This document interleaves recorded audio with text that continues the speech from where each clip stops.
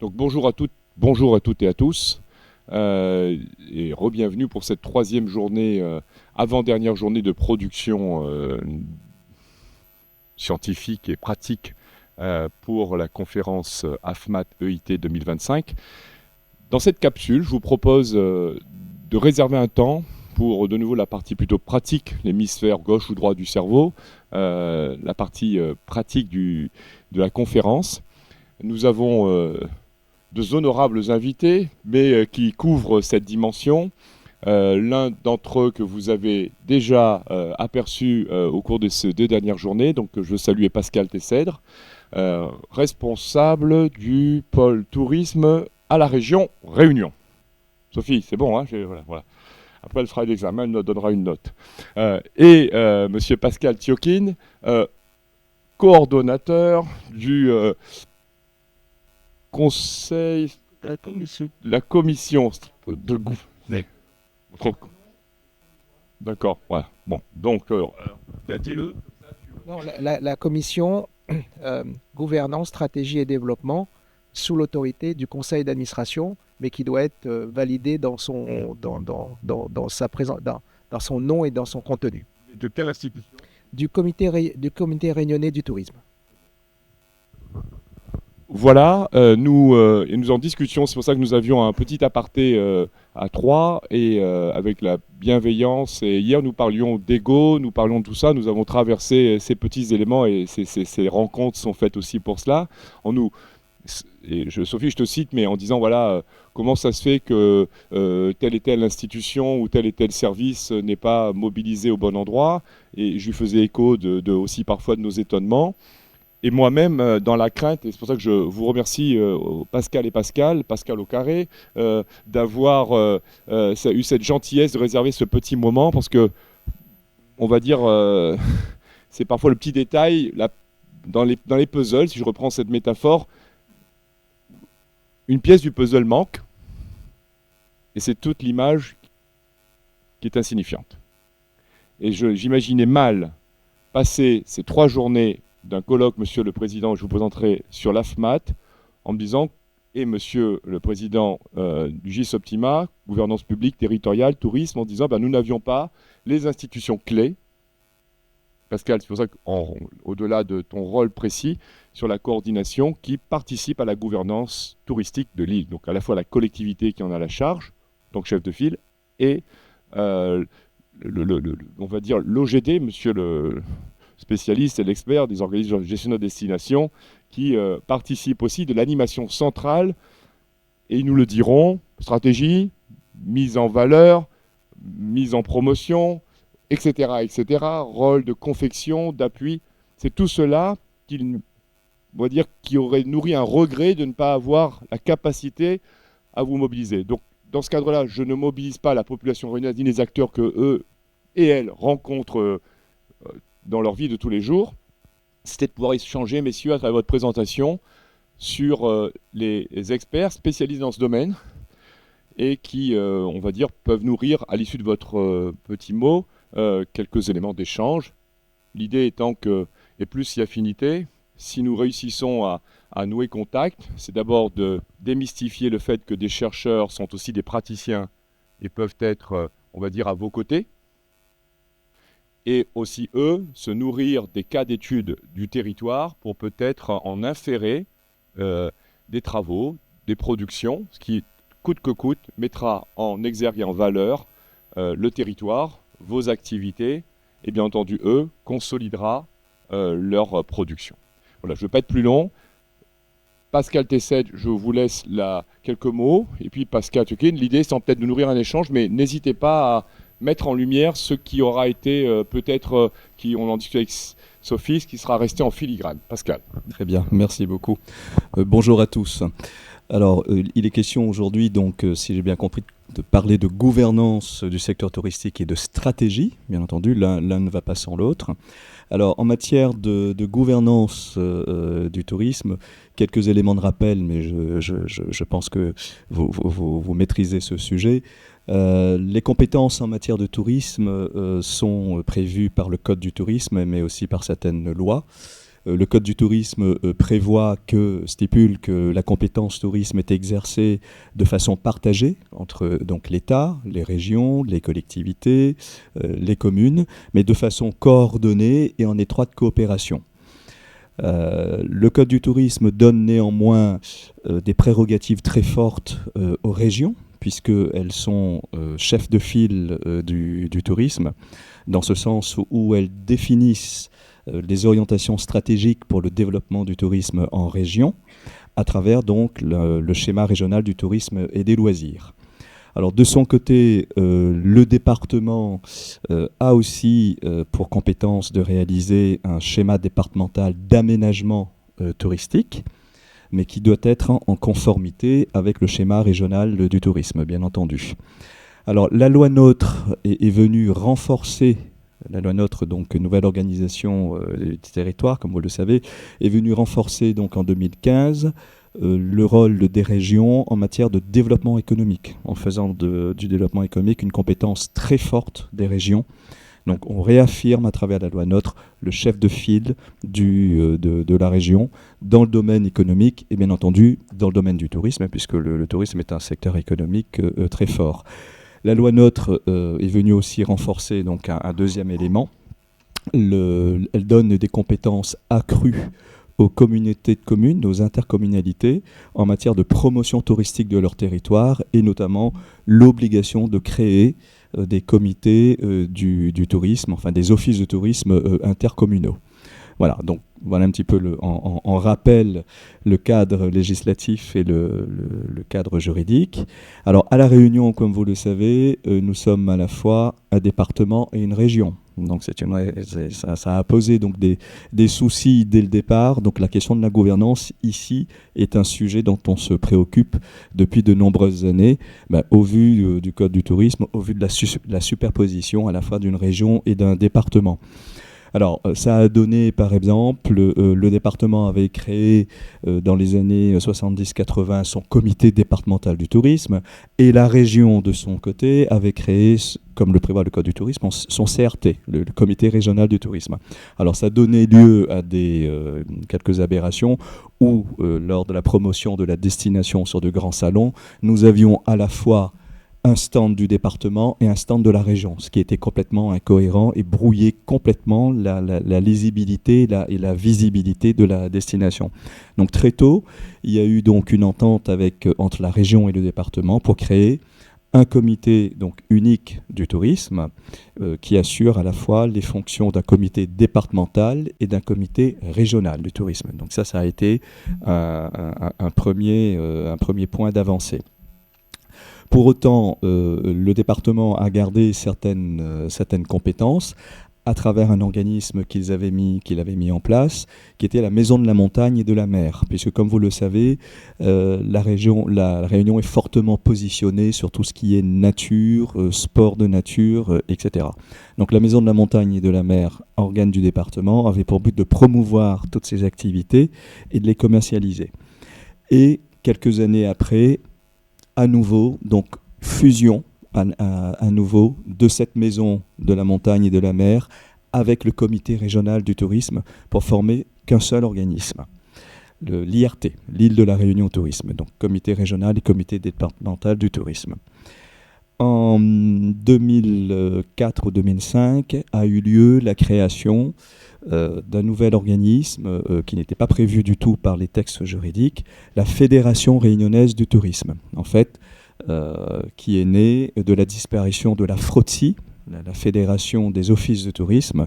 Donc la Fédération réunionnaise du tourisme a eu pour mission de coordonner donc, les offices de tourisme à l'échelle de la Réunion, mais également de s'occuper de la clientèle locale. Vous savez que la Réunion a un marché local très important, qui est fortement consommateur de produits touristiques. Et d'ailleurs, c'est une cible parmi nos marchés, une cible stratégique. Donc la FRT et l'IRT. Donc vous voyez, juxtaposition encore de deux organismes. La nouvelle mandature régionale décide de mettre à plat. Alors bien entendu, ces deux organismes dépendent à 100% de la région, puisque l'IRT étant un comité régional du tourisme est financé à 100% par la région, et la FRT également. Donc la nouvelle mandature régionale arrive et souhaite mettre à plat cet écosystème touristique institutionnel, puisque au fil des ans, malgré une volonté de la région de cadrer des actions, de remettre les organismes dans leur mission, nous avons notamment signé une convention cadre tourisme entre l'IRT, la FRT, les offices de tourisme, et puis un autre organisme qui s'occupe de coopération touristique qui s'appelle les îles Vanille, qui s'occupe de coopération à l'échelle de l'océan Indien. Donc nous avons remis à plat tout cet écosystème à travers un audit que nous avons conduit, et cet audit a abouti, alors sans surprise, à la nécessité, pour des raisons de cohérence, d'efficience, puisque la région consacre de gros budgets au tourisme, notamment elle s'appuie sur les fonds européens, FEDER, dont elle est autorité de gestion. Donc la nécessité de rendre tout cet écosystème efficient et de remettre de la cohérence dans tout cela. Donc l'audit, sans surprise, a préconisé donc, la création d'un organisme unique du tourisme, à nouveau, en regroupant donc, les missions de l'IRT, Comité régional du tourisme, et de cette FRT, Fédération réunionnaise du tourisme. Donc, le choix a été fait de créer donc, un comité unique du tourisme, toujours par entente aussi avec le département, puisque le Code du tourisme lui donne des prérogatives.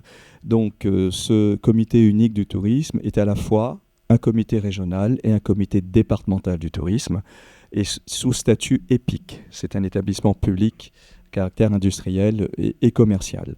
Donc nous venons d'installer cet EPIC. Donc le premier conseil d'administration a eu lieu il y a quelques semaines.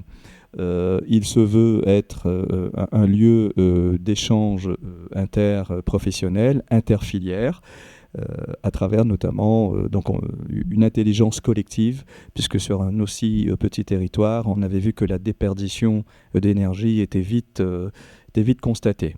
Donc cet EPIC vient d'être mis en place, et Pascal Tirocchi nous en parlera, puisque nous avons souhaité donner une place un peu plus forte à côté des institutionnels aux socio-professionnels. Alors le deuxième point sur lequel je terminerai, c'est que le Code du tourisme donne donc la compétence aux régions d'élaborer donc le schéma régional du tourisme et des loisirs. Donc là aussi, par entente avec le département, qui lui peut réaliser son schéma d'aménagement touristique, nous avons donc réalisé un schéma à la fois de développement et d'aménagement touristique. Les deux dimensions sont prises en compte. C'est un schéma qui a été élaboré en 2004 et il a été réactualisé en 2018 et il est toujours d'actualité. Alors très brièvement, c'est un schéma donc, qui fixe des grands objectifs stratégiques.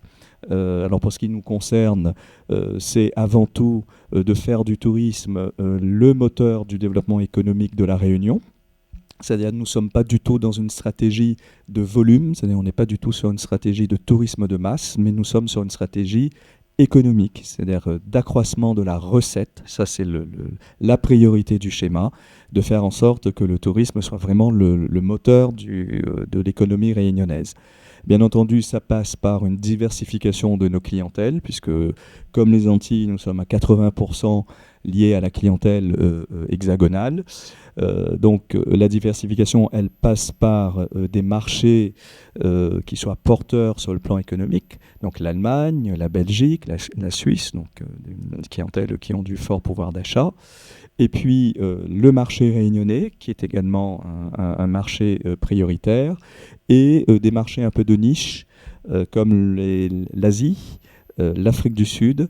Et puis surtout, nous souhaitons capter des clientèles de type britannique, italienne, etc., à travers des combinés inter-îles, et notamment des combinés avec l'île Maurice, puisque, comme vous le savez, l'île Maurice est la locomotive dans le secteur du tourisme dans l'océan Indien. Et c'est là qu'intervient l'autre organisme, l'association Île Vanille, qui œuvre justement à ces combinés donc inter-îles, et la promotion du tourisme à l'échelle du bassin sud-ouest de l'océan Indien.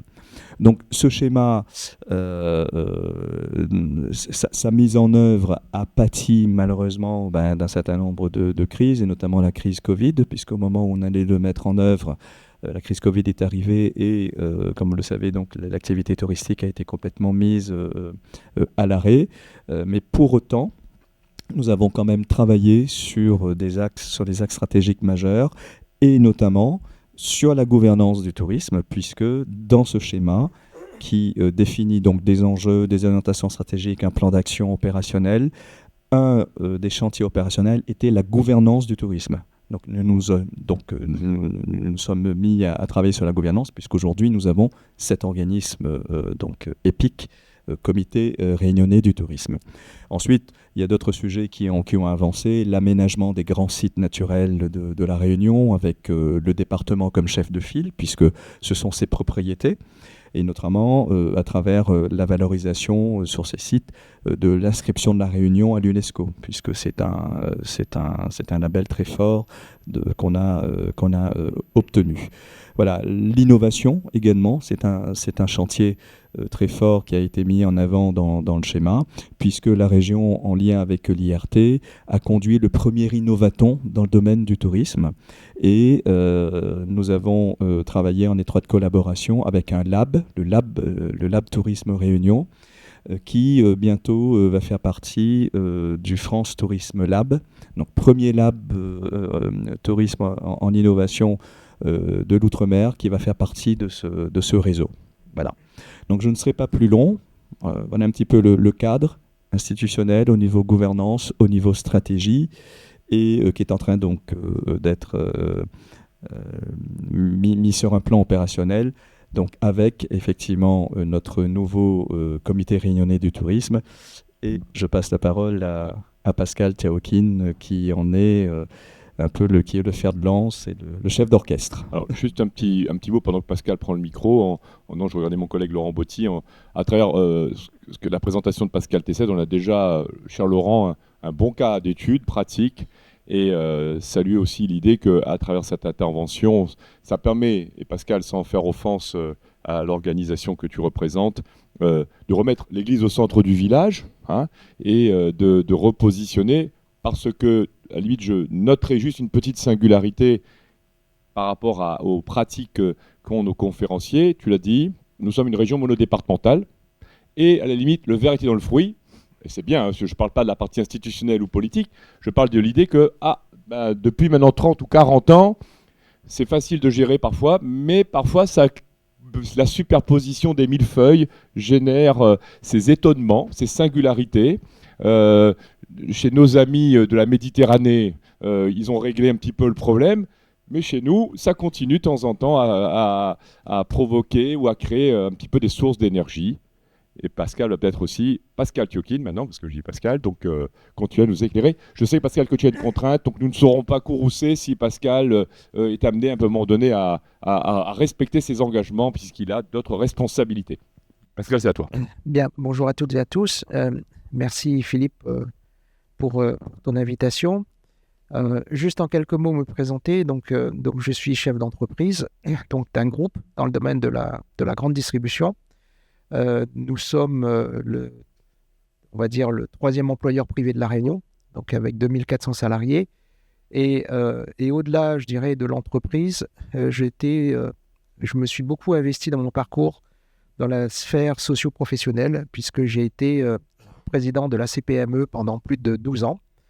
Et donc, ce qui m'a donné, je dirais, une vision macroéconomique du territoire et en même temps, je dirais un peu une raison d'agir sur la nécessité de transmettre à la prochaine génération, je dirais, un actif ou des actifs, notamment le territoire et son patrimoine et ses habitants, et qui fait que parmi ces actifs, il y a le bien vivre ensemble qui nous est propre à nous Réunionnais, dont on n'est pas forcément conscient que c'est une force, mais qui, aux yeux de celles et ceux qui viennent nous visiter, quelle que soit leur nationalité, le reconnaissent comme étant un point fort de notre société.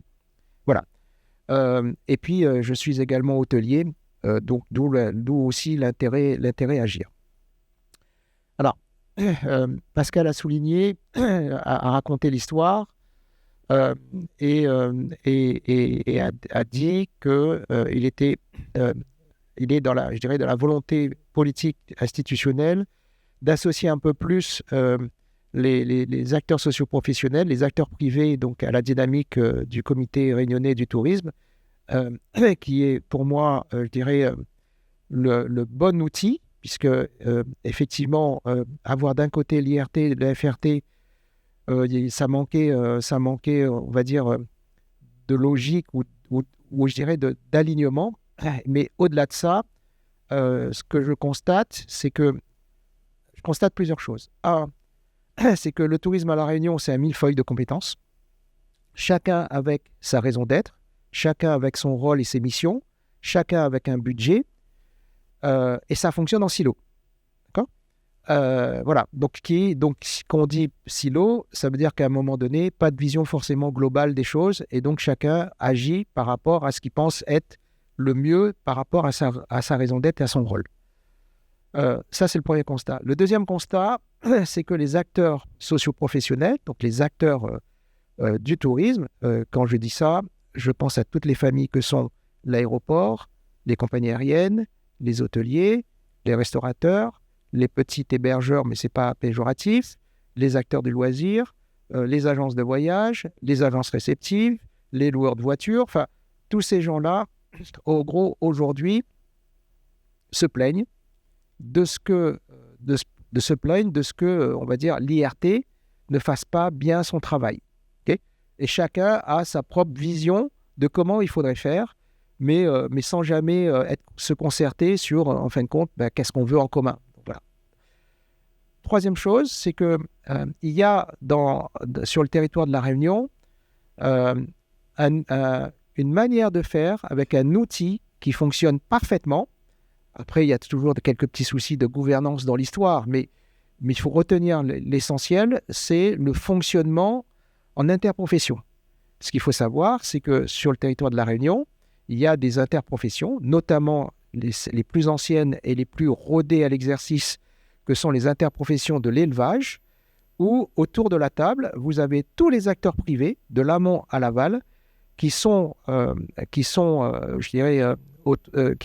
produisent, qui travaillent ensemble et qui produisent, on va dire, une vision, une ambition, un plan stratégique, une feuille de route, des budgets, et puis chaque famille socio-professionnelle, donc les éleveurs, les provendiers, l'abattoir, la grande distribution, les importateurs, enfin tous ces gens-là, en fin de compte, viennent nourrir le plan, et ça marche, puisque quelque part aujourd'hui,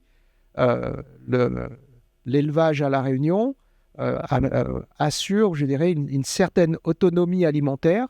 Il y a toujours de l'importation, mais ça gagne des parts de marché. Et l'enjeu, c'est toujours de gagner des parts de marché de manière à créer de la valeur, de manière à toujours créer, je dirais, cette dépense commercialisable qui alimente notre économie. Donc du coup, je me suis inspiré de ça en disant, il y a d'un côté des gens qui se plaignent, de l'autre à millefeuille, et puis, à un moment donné, pas de vision commune partagée, construite, et qui fait qu'à un moment donné, on subit le tourisme.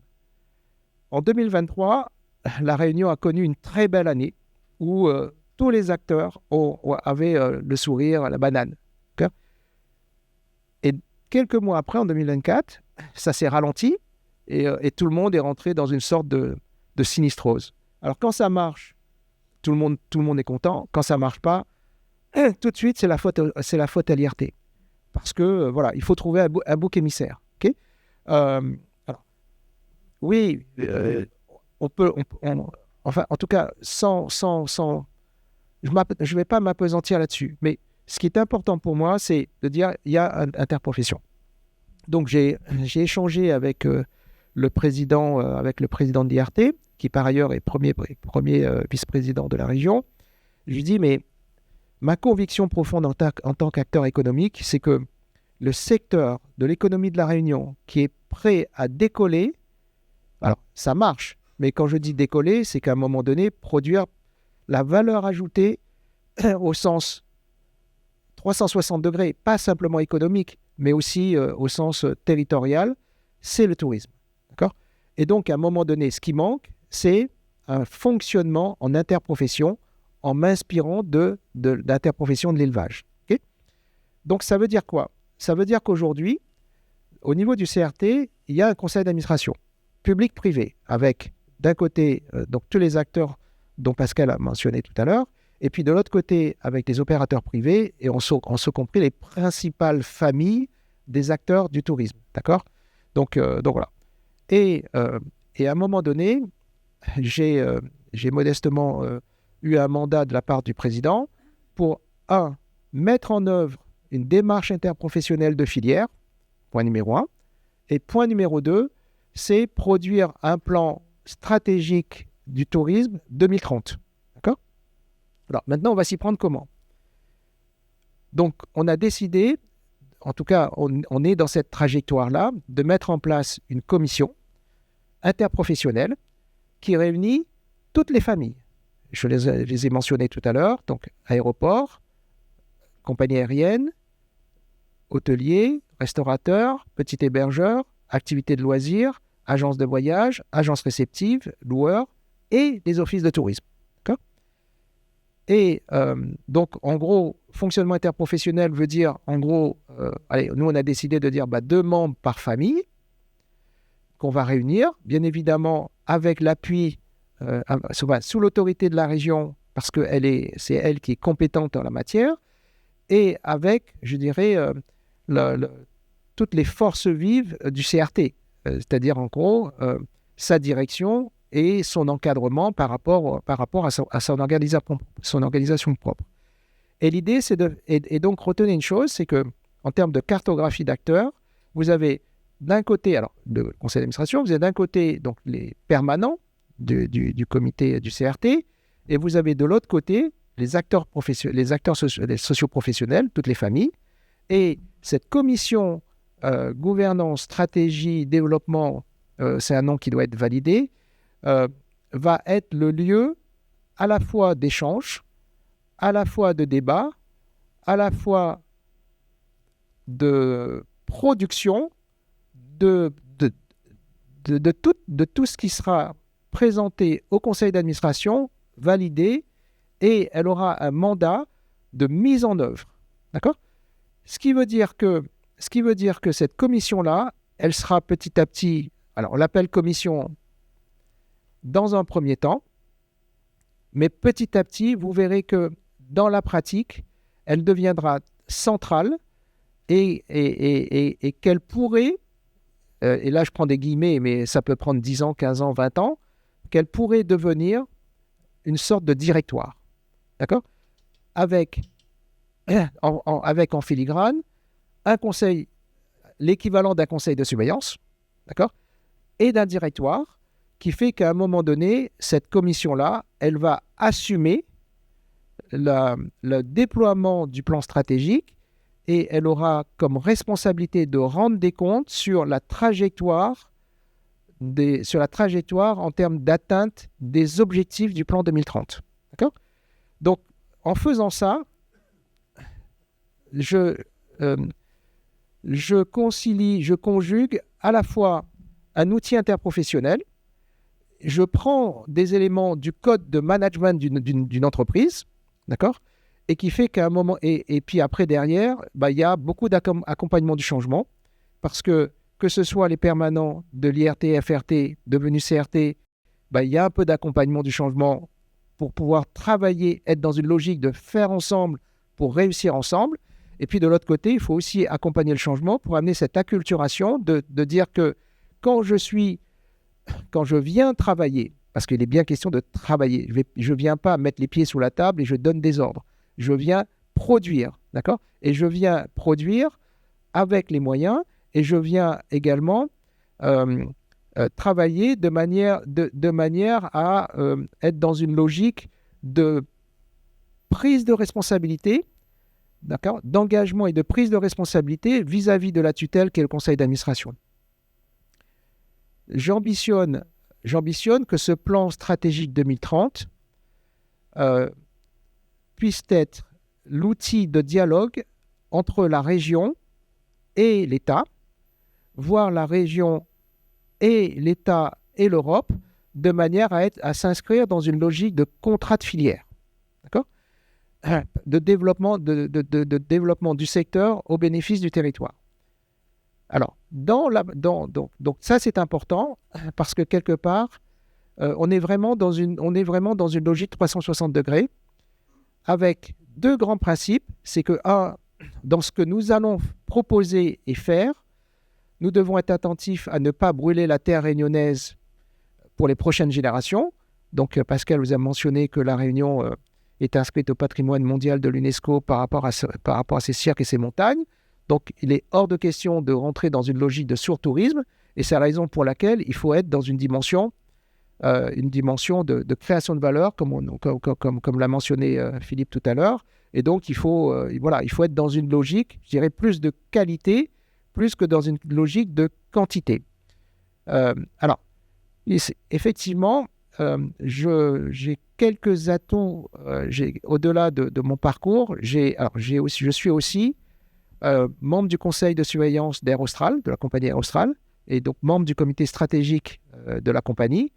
Et je suis par ailleurs membre du comité connectivité de l'aéroport, puisque l'aéroport également, dans sa place et dans son rôle, doit aussi travailler à la connectivité aérienne du territoire avec, je dirais, le monde. Mais restons modestes, il y a des destinations qui sont plus prioritaires que d'autres. Et donc du coup, je suis également dans cette logique-là. Et ce qui me donne, je dirais, une vision, 360 degrés de l'écosystème, de manière, en fin de compte, à être un acteur qui doit être surtout à l'écoute de tout ce qui seront produits par les familles, puisqu'en fin de compte, au-delà de ce plan stratégique 2030 pour le secteur, la responsabilité de chacune des familles, c'est de descendre ce plan au niveau de chacune des familles, hôteliers, compagnies aériennes, aéroports, et chacune de ces familles doit également produire un plan d'action propre à sa famille avec des objectifs pour nourrir le plan 2030. D'accord ? Donc, vous allez avoir, je ne sais pas en combien de temps on va y arriver, mais on devrait y arriver parce que les acteurs sont demandeurs. Ça fait un peu un an que j'ai démarré cette démarche de sensibilisation de tous les opérateurs. Nous avons, avec Pascal, il y a l'année dernière déjà réuni tous ces acteurs que je vous ai mentionnés, et tous sont OK pour monter dans le train. D'accord ? Voilà. Donc, du coup, ça, c'est plutôt favorable. Après, il y aura un peu de résistance au changement. Ça, c'est normal, mais ça fait partie du jeu parce qu'à un moment donné, dans un projet, le changement est tellement profond qu'à un moment donné, il faudra beaucoup de méthodes, beaucoup de patience, beaucoup de pédagogie, beaucoup de diplomatie, mais avec quand même un peu de fermeté et des règles du jeu pour qu'à un moment donné, ça marche. Donc, vous voyez bien que, je prends un exemple. Si on arrive en commun à dire, bon, OK, on est d'accord, le billet d'avion, alors je suis bien placé de l'autre côté pour savoir, le coût du billet d'avion n'est pas prêt de baisser. D'accord ? D'autant plus qu'on va introduire un peu de carburant, comment on dit ça, vert, d'accord ? Qui coûte plus cher. Donc, à un moment donné, et puis les avions coûtent plus cher, et puis, en gros, le prix du billet d'avion, il ne va pas baisser. Donc, s'il ne baisse pas, à un moment donné, et comme on veut créer de la valeur, parce qu'il est hors de question d'avoir 2 millions de touristes à La Réunion, forcément, à un moment donné, il faut aller chercher la qualité. Il faut chercher, à mettre de la qualité dans tout ce que nous faisons, de manière à ce qu'il y ait de la good value for money, d'accord ? Pour qu'à un moment donné, il y ait cette reconnaissance-là. Ce qui n'est pas le cas aujourd'hui. C'est-à-dire qu'en gros, ce qui se passe, notamment dans le secteur de l'hôtellerie, puisque pour avoir un peu échangé avec mes collègues, globalement, le taux... Alors, on vit avec 40% du tourisme local. Le tourisme local, c'est 40% de la recette. Donc, en gros, il y a ce bon matelas. Okay, et puis, à un moment donné, il faut aller chercher des clients à l'extérieur. Et donc, très vite, on arrive à peu près entre 60 et 70% de taux d'occupation. Donc, qui fait que l'un dans l'autre, on va dire, ça va plus ou moins. Donc, et puis, quand le vent est favorable, ça monte à 75% en moyenne. Quand le vent est moins favorable, ça descend un petit peu, tout le monde crie. Mais je veux dire, globalement, il n'y a pas de sinistrose. Et il y a un témoin qui est que les banques, aujourd'hui, regardent avec attention tous les projets touristiques et les finances. Donc ça, c'est un bon thermomètre parce qu'il y a 15 ans de ça, moi, je me souviens, les banquiers, c'était tourisme, c'était avec une croix noire, rouge, ce que vous voulez, c'est on ne finance pas parce qu'on n'a pas confiance. Donc malgré tout, aujourd'hui, les voyants sont ouverts. Okay, mais simplement qu'il faut donner de la puissance par une vision collective, par une ambition collective, par une feuille de route, enfin des axes stratégiques collectifs, et qui fait que, je vous donne un exemple. J'étais il y a quelque temps au Salon international de tourisme à Berlin, donc alors, je suis hôtelier, et puis j'apprends au niveau du tourisme. Hein, je veux dire, je n'ai pas la prétention d'être l'expert. Mais en allant à Berlin, je me suis aperçu d'une chose, c'est que il y a 120 000 Allemands qui vont à l'île Maurice. Pour une raison simple, c'est qu'il y a une compagnie qui s'appelle Condor qui fait 5 à 6 rotations semaine, 5 à 6 rotations semaine. Donc en gros, ils amènent les touristes. Okay, et Condor dit, mais finalement, pour pouvoir en fin de compte donner un second souffle et pérenniser le flux, voire l'augmenter, ça serait bien que nos petits Allemands, là, ils puissent venir à La Réunion. Okay, donc en gros, ça veut dire qu'il faut faire une alliance entre Condor, trouver la bonne alliance entre Air Austral et Condor, puisque Air Austral étant la compagnie régionale. Donc en gros, il faut faire, Francfort Port-Louis, il reste quelques jours, et puis ils viennent à La Réunion, ils passent quelques jours, et puis ça repart à Port-Louis, etc.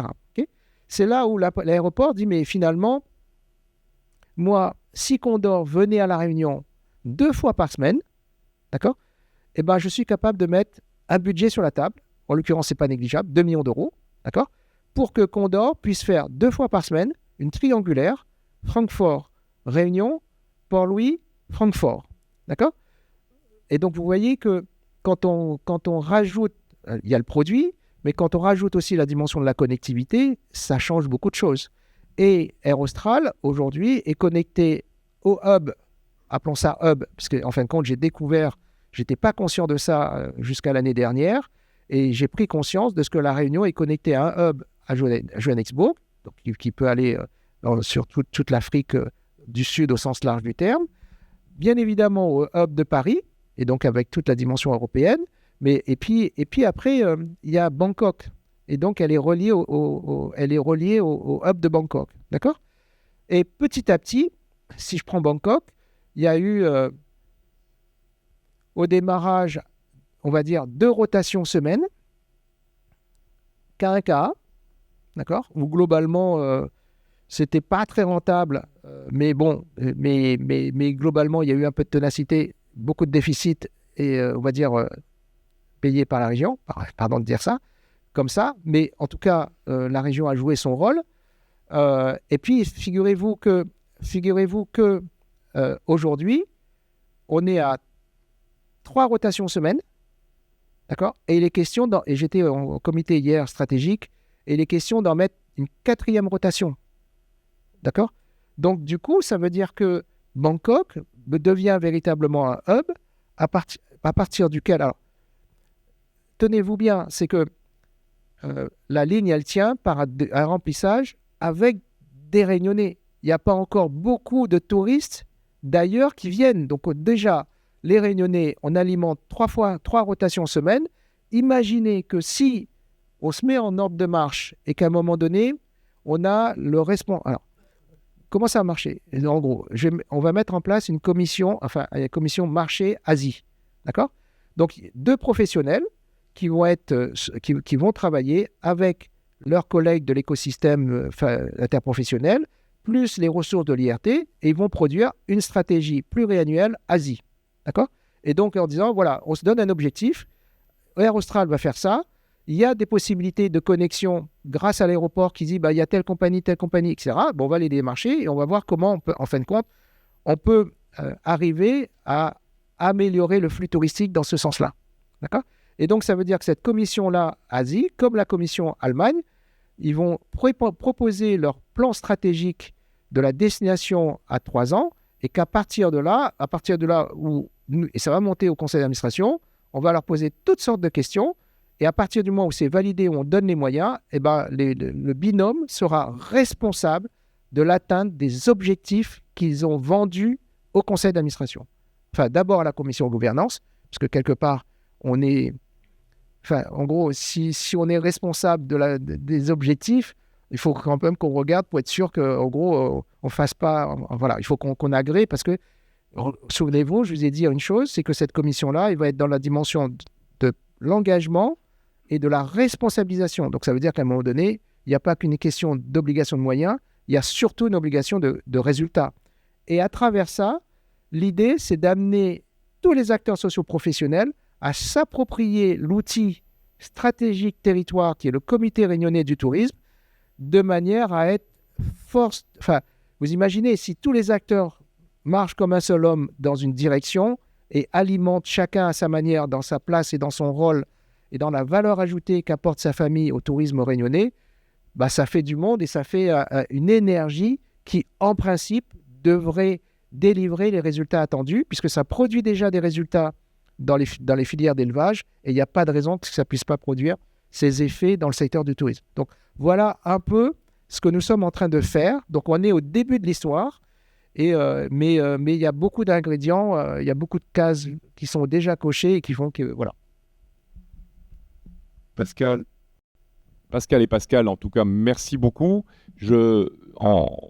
Sans y mettre aucune flatterie de ma part, à travers la petite discussion que nous avons eue tout à l'heure, petite par la durée, et j'espère permettant de prolonger d'autres échanges avec Sophie, Pascal, puisque ce que vous avez dit, c'est peut-être sur une vingtaine d'années où je regarde en travelling la stratégie, les documents, et récemment j'étais dans une instance où j'avais apporté, non pas un mètre cube, mais un demi-mètre cube de documents stratégiques créés, produits au sujet du tourisme. C'est peut-être la première fois qu'on a ce genre de... Enfin, j'entends ces messages très opérationnels, avec des objectifs, où il n'y a pas que la dimension marketing, avec la redistribution, enfin, le positionnement des rôles. Donc, voilà, ça... Il y a un point que j'ai oublié de mentionner. Je l'ai dit, ne pas brûler la terre pour les prochaines générations. Oui, tout à fait. Et puis le deuxième, c'est que ce soit un tourisme inclusif. Après, on définira ce que ça veut dire inclusif, mais dans ma vision, c'est que chaque Réunionnais, de près ou de loin, doit vivre, plus que participer, doit tirer un revenu, quel qu'il soit, du tourisme à La Réunion, de manière à ce que ce tourisme-là, les Réunionnais se l'approprient et qu'à un moment donné, il soit dans une dimension d'accompagnement, plus que dans une dimension, on va dire, à un moment donné, de défiance. Voilà.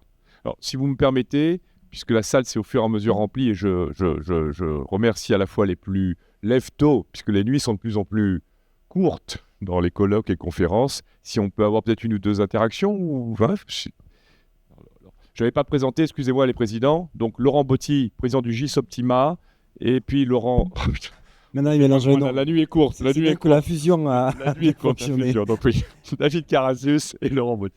Je voulais vous remercier pour... Je voulais vous remercier pour ces interventions et vous dire que vous étiez au bon endroit pour discuter de ce que vous avez évoqué, puisque management et politique touristique, c'est pour ça justement qu'on a créé un événement commun, en essayant de dépasser finalement une erreur qui est souvent faite, en France en tout cas, sur le pilotage des politiques publiques, c'est que les politiques publiques se pilotent. Et le tourisme a existé et existera demain, mais si demain on veut dépasser des fonctionnements sectoriels, vous parliez d'ego, je crois hier, il faut s'engager dans une problématique où je vais devoir gouverner ou piloter ma politique touristique. Et malheureusement, je crois que sur ces thématiques-là, on fait souvent l'erreur, et ce n'est pas du tout le spécifique à La Réunion et à la politique touristique, c'est qu'on va se focaliser sur des problématiques de gouvernance dites structurelles, c'est-à-dire qu'on va penser d'abord aux structures et aux instances avant de penser au territoire et à sa stratégie. Et j'ai cru comprendre dans vos propos que peut-être que vous tenez compte aussi des erreurs passées et que la nouvelle instance qui arrive, même si elle est très focalisée sur une gouvernance structurelle, a aussi pensé à un aspect important de cette gouvernance, c'est la gouvernance stratégique. C'est comment on peut arriver à créer une dynamique commune. Et cette dynamique commune n'est pas la plus complexe à créer, même dans un esprit de coproduction. Comment on peut mettre les acteurs du territoire autour de la politique touristique de La Réunion Et le plus difficile, ça sera peut-être après. C'est comment arriver à territorialiser, c'est-à-dire comment arriver à responsabiliser les acteurs une fois qu'ils ont contribué à faire vivre cette politique touristique sur un temps long. Et ça, le sens de ce qu'on essaie de dire là sur ces journées, c'est que ça se manage, ça se pilote, et il y aura beaucoup d'énergie à dépenser sur à la fois l'émergence de la stratégie commune. Ce ne sera pas facile parce que vous aurez des acteurs publics, privés, avec des intérêts, des besoins divergents. Et il faudra essayer de trouver une complémentarité, mais ensuite il faudra, sur un temps long, arriver à responsabiliser les acteurs et que le CRT soit une structure d'animation de ce pilotage. Donc voilà, je voulais simplement faire écho avec ce que vous avez évoqué. Oui, alors vous avez parfaitement raison et bien souligné le problème. Je voulais quand même rappeler que, par rapport à ce que Pascal disait, la vision commune de notre développement touristique, nous l'avons eue avec les acteurs privés et publics, puisque lors de l'élaboration de ce schéma, la région n'a pas réalisé ce schéma dans son coin. Ça a été du travail de longue haleine avec l'ensemble des filières touristiques, acteurs publics et acteurs privés. Donc sous forme d'une intelligence collective en fait. Donc les objectifs qui ont été définis dans le schéma ont été définis conjointement. Ça n'a pas été, ce n'est pas sorti du chapeau de la région toute seule. Donc l'ambition qui est affirmée dans ce schéma a été définie en commun. Par contre, effectivement, et ça rejoint ce que vous dites fort justement, c'est l'animation effectivement de ce schéma qui nous a fait défaut. Et d'ailleurs l'audit qu'on a mené sur l'écosystème a fait ressortir effectivement que la région avait un peu perdu malheureusement sa place de chef de file et que et finalement tout s'est étiolé, et c'est ce que Pascal dit, les professionnels certains ont un petit peu la mémoire courte, mais n'ont plus en tête effectivement cette ambition que nous avions définie en commun. Et pour cause, parce que nous ne l'avons pas suffisamment animé, nous n'avons pas posé un cadre opérationnel à ce schéma. Bon, après, c'est pas pour nous excuser, mais il y a eu quand même des éléments de contexte qui ont été quand même assez forts, le Covid, etc. Et je voulais rebondir sur le Covid, et c'est là où nous avons amorcé un petit peu ce que Pascal donc vous expliquait, puisque la région a mis en place des commissions pendant le Covid interprofessionnelles, justement, pour voir comment réagir face à cette crise. Voilà. Donc effectivement, alors, sur le schéma de gouvernance que préconisait notre schéma touristique, il était effectivement question de voir le lien avec les territoires. Alors tout bêtement, identifier un monsieur tourisme dans chaque commune, dans chaque intercommunalité. Voilà. Tout ça est un schéma qui a été posé, mais qui n'a pas été décliné et qui n'a pas été effectivement mis en œuvre opérationnellement. Aujourd'hui, vous posez la question du schéma du tourisme aux intercommunalités et aux communes, ils n'en savent pas grand-chose. Bon, moi, je suis sollicité notamment dans les révisions de PLU, de PLU, sur la prise en compte du volet tourisme dans les PLU. Je suis très surpris par effectivement le manque d'appropriation du tourisme dans ces documents qui sont essentiels, puisqu'il ne faut pas oublier que le tourisme se passe chez les maires, puisque ce sont eux qui, à travers leurs documents réglementaires, délivrent des autorisations, donnent des vocations donc à leur territoire, etc. Voilà, donc effectivement, vous avez raison, l'audit qu'on a mené a repointé du doigt cet élément, et nous avons pour objectif à la région de redéfinir justement le positionnement de la région à travers notamment la réorganisation de ses services, puisque nous n'avons pas de direction du tourisme, par exemple. Nous avons juste un service, et qui est assimilé malheureusement qu'à un service instructeur de fond, voilà, administratif, etc. Voilà. Juste en complément, cette démarche que nous allons faire et son livrable serviront, je dirais, de point d'entrée à également ce que j'appelle de mes voeux une réunion autant d'ateliers, de séminaires avec la région, le département, les intercos et les villes et les maires. D'accord ? De telle sorte à ce que eux aussi produisent un plan stratégique 2030 en termes de compréhension et surtout d'action en matière, je dirais, dans les prérogatives que sont les leurs, au sens des collectivités, de manière à ce que, entre le plan public qui intervient sur la dimension des équipements, notamment des équipements, des aménagements et de la politique au niveau à citer chaque territoire à s'approprier. Je prends par exemple, il serait, comment dire ça, improductif que les communes se battent en disant ah non, moi je veux. Non, c'est je veux dire, il faut voir comment est-ce que le tourisme peut être aussi un facteur d'équilibre entre les territoires. Parce que l'Est, les montagnes, le littoral, ils ont autant, je dirais, de légitimité à développer le tourisme, mais encore faut-il que chacune des collectivités dans sa hiérarchie territoriale fasse son rôle et prenne sa place, fasse son rôle, apporte sa valeur ajoutée, se structure de manière à venir là aussi alimenter. Et c'est pour ça qu'on a besoin des offices du tourisme, parce que à un moment donné, ça va être le lien, le double lien entre l'interco et en même temps les mairies, de manière à stimuler, voilà. Donc c'est bien dans cette dimension-là. Et c'est vrai que le maillon animation, nous on le fait. Quand on fait un plan stratégique, à un moment donné, on le suit. Enfin, c'est pour ça que je suis à l'aise au niveau de la démarche, de la méthode, parce que c'est ce que je fais tous les jours.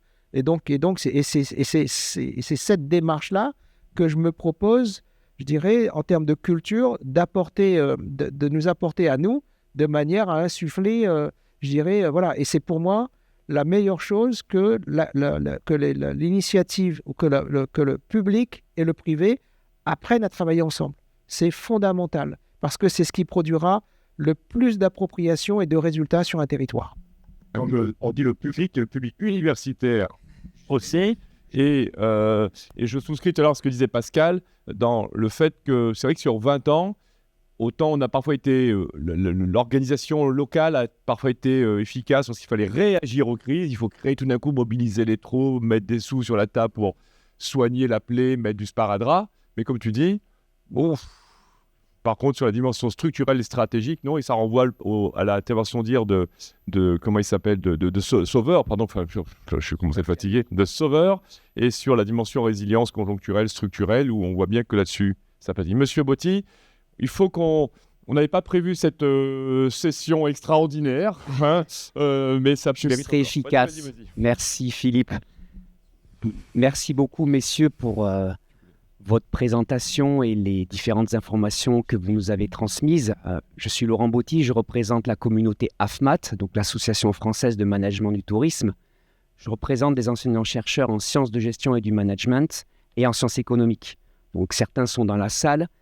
Bon, ils sont nombreux à enseigner le management des destinations touristiques qui empruntent, comme vous nous l'avez exposé, au management public, au management stratégique. Et vous nous avez présenté le cas de la Réunion avec tous ces enjeux.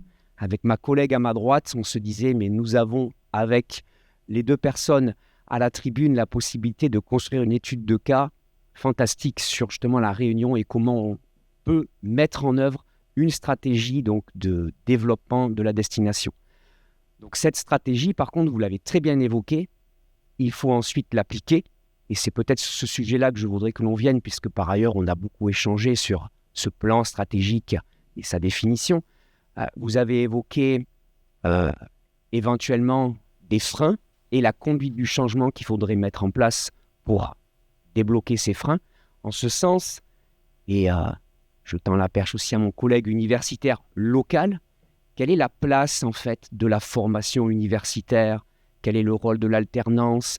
Vous parliez du tourisme inclusif. Je l'entends comme un tourisme qui permet aux acteurs locaux de faire travailler les étudiants locaux.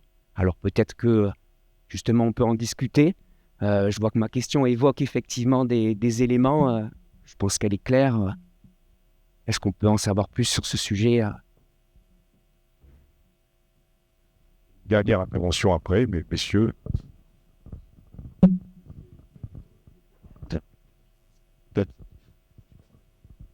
Alors, ce que nous avons prévu, commission principale, d'accord, et on a prévu des sous-commissions. Et dans les sous-commissions, je milite pour qu'il y ait une commission sur compétences et GPEC. Donc ça veut dire quoi? Ça veut dire qu'à un moment donné,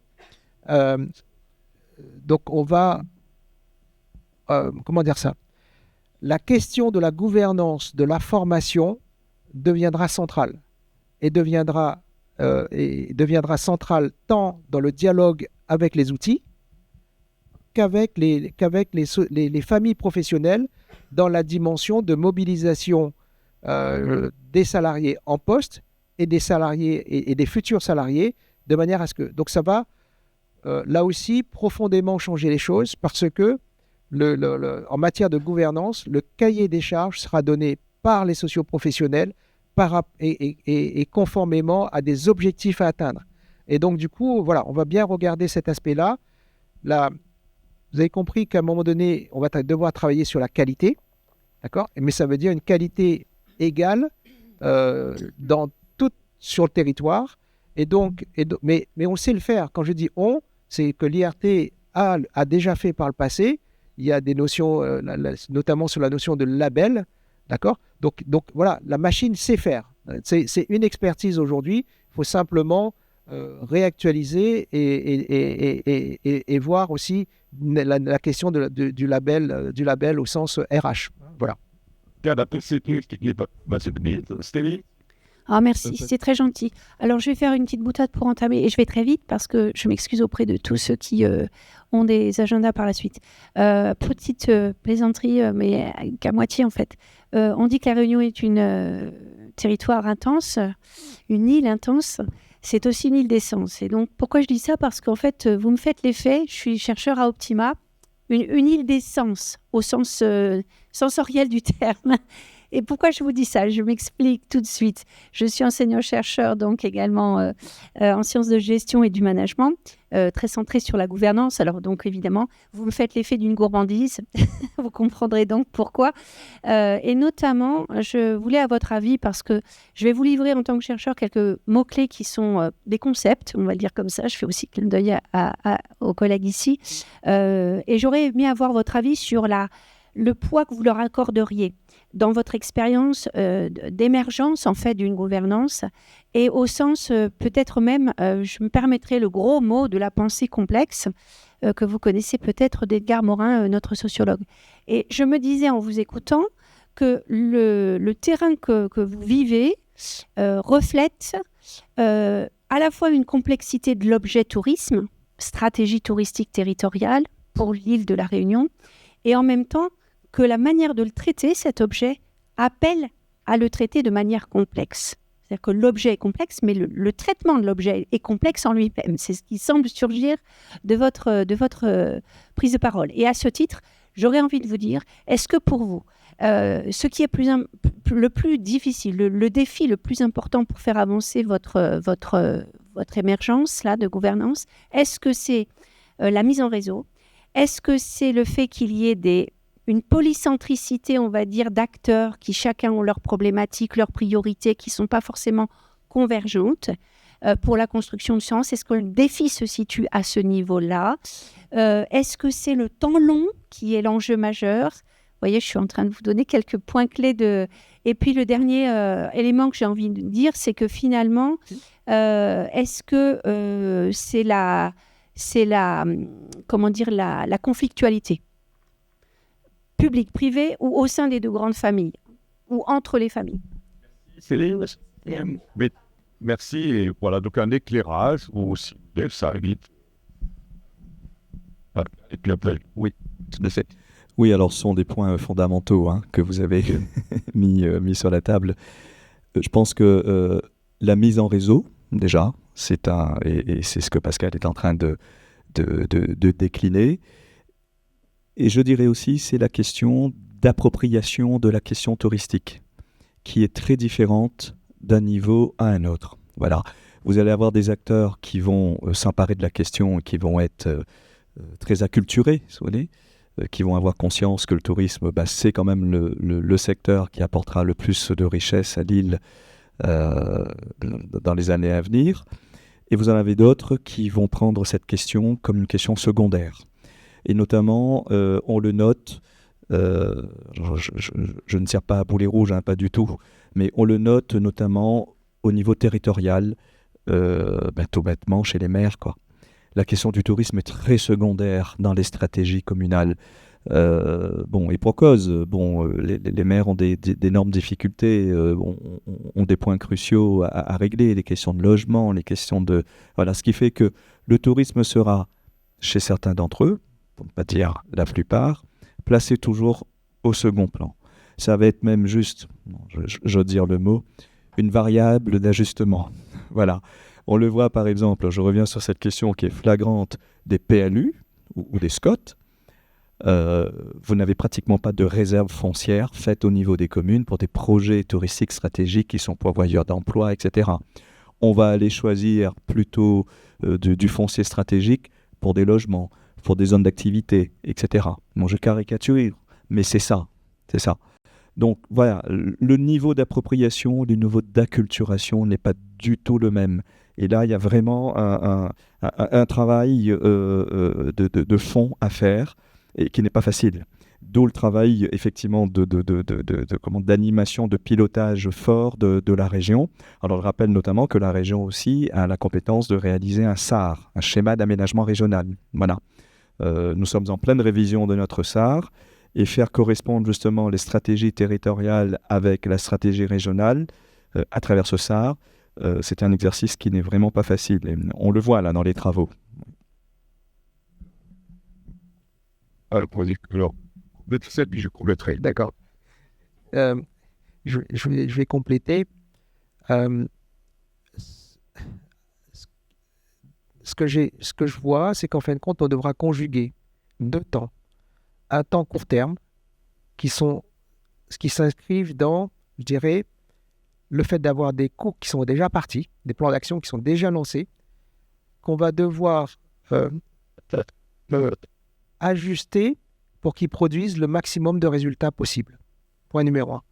Et point numéro 2, c'est qu'au-delà on va voir comment on peut conjuguer un exercice 2030 en tenant compte de 2026. D'accord ? De manière à ce que on arrive à définir déjà une série d'objectifs 2026, mais qui peuvent s'inscrire dans une dimension 2030. D'accord ? De manière à petit être conscient d'une chose et être humble, c'est qu'il y a une dimension d'accompagnement du changement, d'acculturation qui sera importante. Et donc, effectivement, on va beaucoup dépenser d'énergie de manière à faire de la pédagogie. D'accord ? Je voudrais juste vous donner un exemple de ce qu'une initiative privée, ce qu'elle est capable de faire. Notre entreprise a rejoint un mouvement qui regroupe, on va dire, les principales grandes entreprises de la Réunion, familiales, réunionnaises. D'accord ? Et nous portons une action au niveau de cette fondation pour la culture. Nous portons une action sur une petite commune comme Elbourg, Cirque de Salazie. Okay ? La présidente de la fondation, dans sa vision, pense que Elbourg, parce qu'il faut faire de la culture aussi bien sur le littoral, ce que nous faisons en termes de promotion, mais il faut aussi aller dans les hauts. D'accord ? Elle pense que Elbourg peut devenir une sorte de petite capitale de la culture à La Réunion dans les hauts. D'accord ? Et donc, on a décidé d'y faire un festival tous les 2 ans, où globalement, on amène les artistes dans les hauts et on amène les Réunionnais et les habitants à partager cet événement. D'accord ?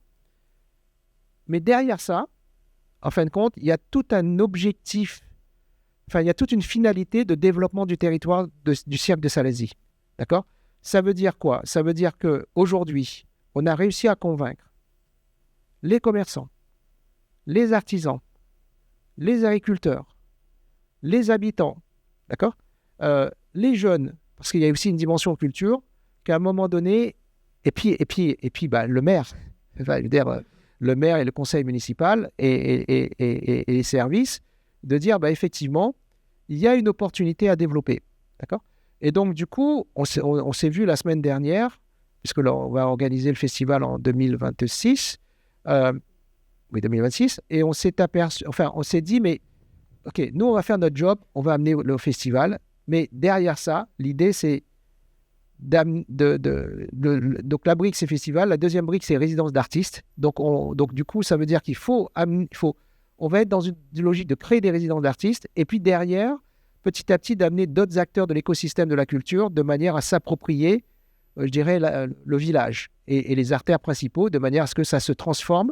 Et derrière ça, l'idée, c'est forcément c'est d'amener une dimension artisanale, parce que quand les touristes y montent, parce que c'est déjà touristique aujourd'hui, mais on souhaite amplifier, pérenniser, de manière à ce que tous les habitants, on veut en faire un cas concret de ce que les habitants soient les premiers bénéficiaires en termes de développement de la recette touristique. Donc on a dans l'idée, troisième brique, c'est que tous les habitants, entre guillemets, il y a à peu près 300 maisons, c'est qu'ils deviennent des hébergeurs. Et donc l'idée derrière, c'est de faire un hôtel,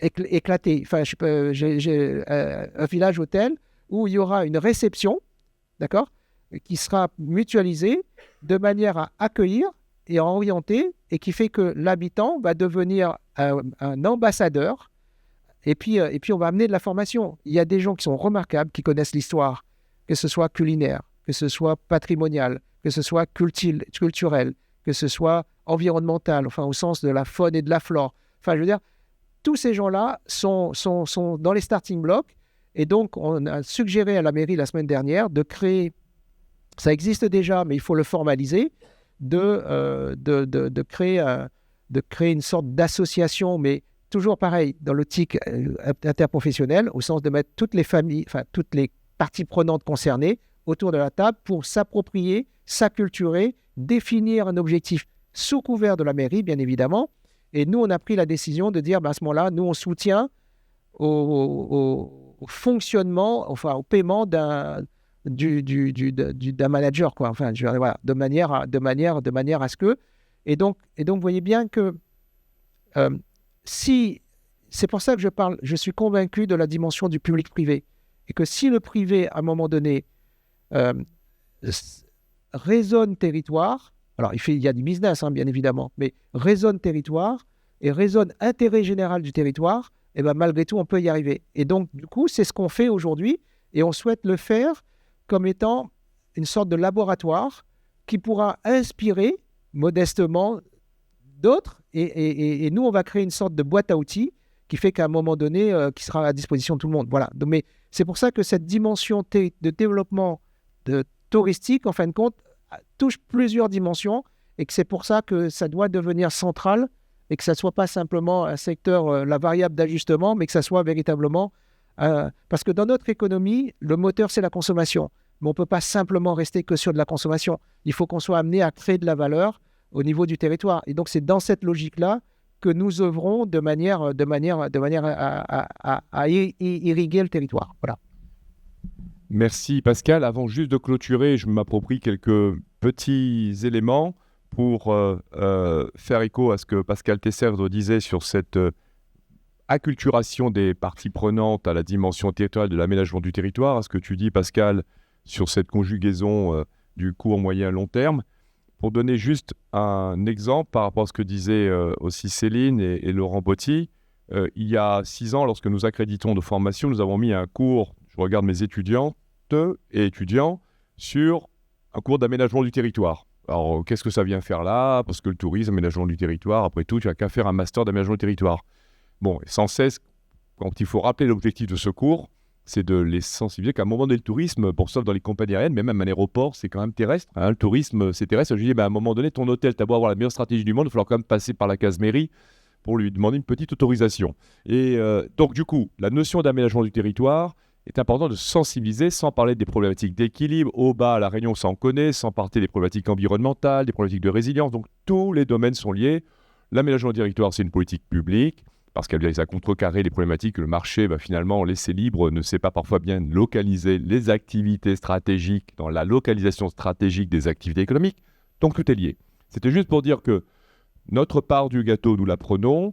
À travers cela, c'est de faire un pont, parce que quand nous formons des jeunes étudiants, des étudiants qui sont jeunes ou moins jeunes, à ces notions d'aménagement du territoire, Pascal, bien sûr, ils ne seront pas opérationnels tout de suite, mais c'est que nous formons l'acculturation des 5, 10 ou 15 prochaines années, parce que ce sont des chargés d'opération, parce que ce sont des directeurs de services touristiques qui, eux, maintenant, dans 15 ans, en 2030, pour cible ou 35, seront mieux sensibilisés à ces questions d'aménagement du territoire et apporteront sans doute par rapport à nous, messieurs, des réponses peut-être mieux sérieuses parce qu'ils auront été formés. C'était pour dire que si Céline et vous questionnez les questions de sens, moi je voulais aussi questionner les questions d'essence, parce que c'est bien à l'essence de cette formation que nous donnons du sens à la stratégie de demain.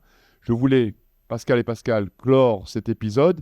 Pascal, pour dire que ce n'était pas artificiel, parce que je me rappelle toujours que dans ce bâtiment, nous nous rencontrions quelquefois à l'étage du dessus pour refaire des stratégies, mais ça, c'est il y a une vingtaine d'années. Donc, ce n'était pas artificiel. Tu traverses aussi ces milieux. Nous traversons cela à plusieurs d'entre nous dans la salle. Merci, mesdames, messieurs. Cette capsule n'était pas prévue, mais d'une capsule, c'est passé carrément à une bouteille. Alors, je n'ai pas à la Navigosador pour de table ronde, alors je ne sais plus comment il faut appeler ça, un volcan. Merci d'avoir consacré ce temps, d'avoir sans doute fait déborder quelques éléments du calendrier temporel qui vous engage. J'espère, mesdames, messieurs, que ça vous aura été utile. Je sais qu'à la communauté, ça sert de cas pratique, nourri. Sophie, on en parlait tout à l'heure, et Pascal, ça donne du trait d'union pour poursuivre l'aventure, la réflexion. En tout cas, d'avoir démystifié, fait sauter la paroi, d'être passé finalement d'une dichotomie à une dimension plutôt d'une paroi osmotique où les bonnes osmoses peuvent se prêter et les électrons qui se baladent dans nos têtes peuvent circuler d'un monde à l'autre. Merci, mesdames, messieurs. Déjeuner. David